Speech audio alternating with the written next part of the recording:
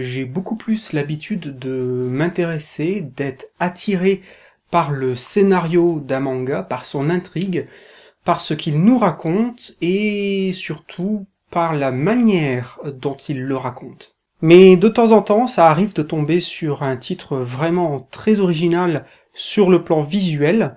Alors ça ne veut pas dire que forcément au niveau scénaristique il n'en est pas pour autant intéressant, et c'est la raison pour laquelle aujourd'hui je vais vous parler d'un manga steampunk, j'ai nommé Levius.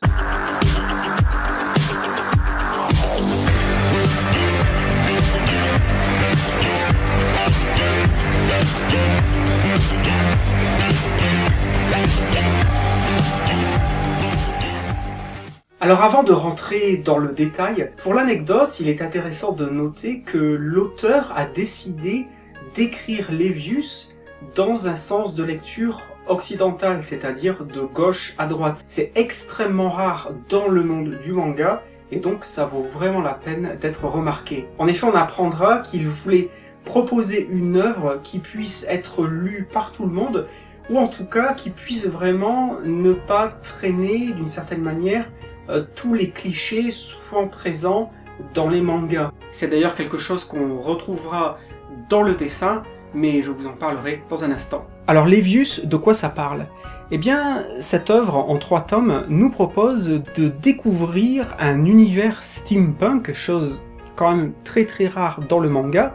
Alors le steampunk, qu'est-ce que c'est? Eh bien, pour simplifier très rapidement et très grossièrement, vous pouvez imaginer un monde cyberpunk, c'est-à-dire des gens connectés aux ordinateurs, à la technologie en permanence, mais là, il s'agit d'être connecté, d'avoir une certaine fusion avec toute une mécanique, et tout cela alimenté par la vapeur. On retrouvera par exemple dans ce manga des détails assez amusants, comme un téléphone à vapeur. Ce monde se remet à peine d'une guerre qui a fait des ravages, et on verra notamment comment cela impacte notre personnage principal. Celui-ci, Levius, il donne donc son nom au manga, eh bien c'est un adolescent rescapé de cette guerre, mais dans laquelle il a perdu l'usage d'un de ses bras. De plus, sa mère y a été grièvement blessée, tandis qu'elle essayait de le protéger. Au début du manga, elle se retrouve donc dans un coma. Et dans ce monde, à la fois chaotique, sombre et violent, eh bien, il y a un sport, une espèce de sport qui est extrêmement populaire, c'est la boxe mécanique. Celle-ci s'organise autour de rencontres, de matchs, entre 2 personnes qui ont des membres remplacés par des prothèses, elles aussi alimentées par la vapeur. Il s'agit là d'un sport extrêmement violent, et en principe, l'issue est la mort d'un des 2 combattants. Et il va s'avérer que notre personnage principal, Levius, va avoir un don, un talent pour la pratique de ce sport. Dans l'espoir de pouvoir gagner des matchs et ainsi remporter de l'argent, afin de pouvoir apporter des soins à sa mère toujours dans le coma, eh bien, il va participer à des matchs et monter graduellement les échelons. Alors si on s'arrêtait là, on pourrait se retrouver avec un schéma presque classique d'un manga shonen, c'est-à-dire un héros jeune, courageux, qui va faire face à des épreuves, qui va se battre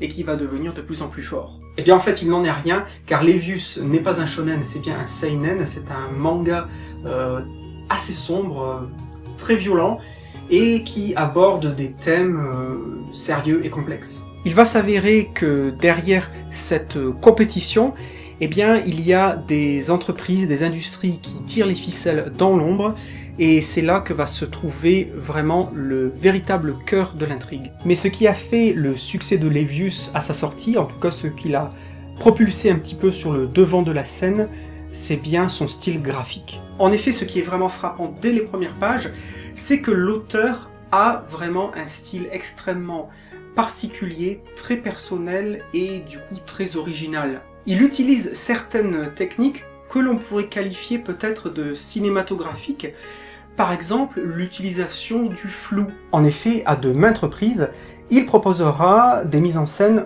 de ce style, c'est-à-dire d'avoir son personnage principal au premier plan et de manière extrêmement nette, et d'avoir tout l'arrière-plan et les personnages qui s'y trouvent étant flous. L'auteur nous proposera aussi, toujours au rayon du dessin, des zooms très prononcés sur les visages des personnages, allant même jusqu'à avoir des zooms encore plus poussés sur les yeux des personnages, ce qui renforce l'impression de réalisme et surtout la communication des émotions de ces 10 personnages. Dans l'ensemble, le manga propose un style graphique qui s'éloigne vraiment beaucoup de ce que l'on pourrait appeler le style traditionnel des mangas. À quelques exceptions près, on pourrait presque avoir l'impression de lire une BD franco-belge par exemple. Un détail assez amusant, ce sont les nez des personnages qui sont vraiment très prononcés dans certains cas et qui font penser beaucoup plus à des morphologies, à des physionomies occidentales plutôt qu'asiatiques. Cela rejoint donc l'idée de départ de l'auteur d'avoir voulu proposer la composition de son œuvre dans un sens de lecture de gauche à droite, c'est-à-dire à l'occidental. Un avertissement cependant, il faut savoir que la fin est très ouverte. Sans aller jusqu'à parler d'une fin en queue de poisson, il est vrai que on peut facilement rester sur sa fin et on a clairement la sensation que ces 3 tomes étaient en fait le prologue d'une aventure qui ne fait que commencer. Il existe d'ailleurs une suite qui est sortie assez récemment, Levius Est. Alors qu'est-ce que j'ai pensé moi personnellement de ce manga? Eh bien, il faut savoir, pour la petite anecdote, que j'avais essayé de lire ce manga il y a assez longtemps, mais je m'étais arrêté après une vingtaine ou trentaine de pages parce que j'avoue que le style graphique m'avait beaucoup rebuté, notamment toute cette utilisation du flou par exemple.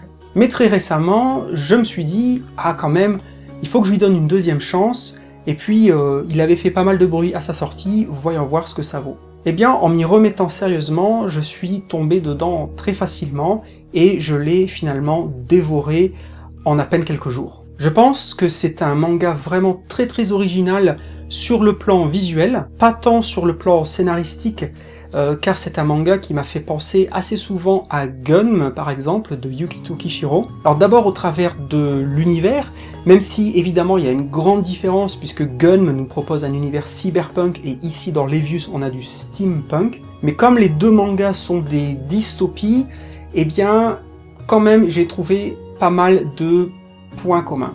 De plus, il y a 2 personnages dans Levius qui m'ont fait beaucoup penser à Gunm, un personnage dont je ne vous parlerai pas pour ne pas vous gâcher la surprise, et l'autre, eh bien il s'agit du, entre guillemets, du méchant de l'histoire qui m'a fait beaucoup penser au personnage de Destinova dans Gunm. D'ailleurs, petite parenthèse, quand je disais tout à l'heure que ce manga s'éloignait beaucoup visuellement des codes habituels des mangas, eh bien je dirais quand même que ce personnage-là, le méchant de l'histoire, pour une raison assez étrange, lui au contraire est un peu l'archétype du méchant dans les mangas, c'est-à-dire qu'il est beaucoup dans l'exagération au niveau de sa gestuelle, au niveau de sa façon de parler. Donc je n'ai pas trop compris en fait pourquoi l'auteur a eu un personnage comme ça qui ressort énormément par rapport au reste, et j'ai trouvé que c'était assez dommage d'une certaine manière, puisque l'ensemble des personnages eh bien, est assez, disons, modéré dans leur façon de s'exprimer, dans leur façon de bouger, etc. Et puis, d'un seul coup, on a ce personnage-là qui est dans l'exubérance. Je me suis dit peut-être que c'est un clin d'œil, c'est un hommage à Gunm, c'est possible, pour refléter le personnage de Destinova. Qui sait? Je vous dis un grand merci, comme d'habitude, d'avoir regardé cette vidéo, d'être resté jusqu'au bout. N'hésitez pas à laisser un commentaire pour qu'on puisse échanger ensemble. Et puis, comme d'habitude, restez curieux. Allez, à bientôt.